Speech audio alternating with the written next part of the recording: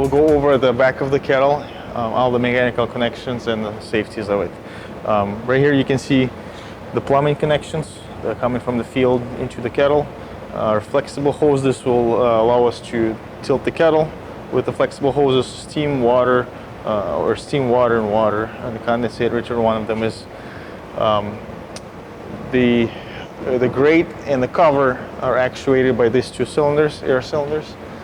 These are preset from the factory. If one of them fails for any given reason, we would have to send you two cylinders, so you'd replace two at a time, so they can move up and down simultaneously.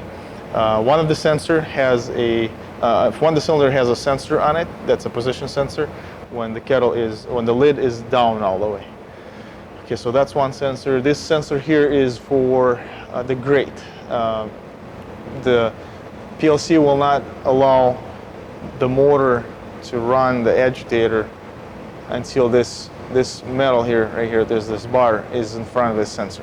So this is for safety. You should never bypass the sensor. Also, there's a sensor on the back of it right here. This is for kettle being in up position, so we call it up position sensor. The down position sensor for the kettle itself is a little bit towards the front of the machine. We have shield guards for our steam pipes. Right here we have our RTD, which is a temperature thermometer for the inside of the kettle, or it senses the product temperature.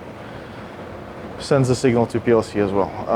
So right here we have a connection, our air connection for the drop-down valve. The drop-down valve works in such a way where if we have, if we're emptying the product, and in that time if we lose electricity, the positive air pressure will turn this valve in a closed position. So this way we don't lose the product.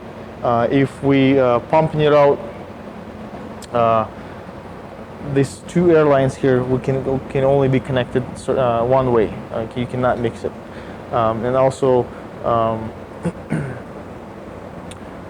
at the end of every run or at the end of every day for cleaning, you just take this clamp off and then the whole thing comes off. I'll do this quickly just to show. Oh, it comes off just like this. All right, and this can be disassembled as well. That is our drop-down valve.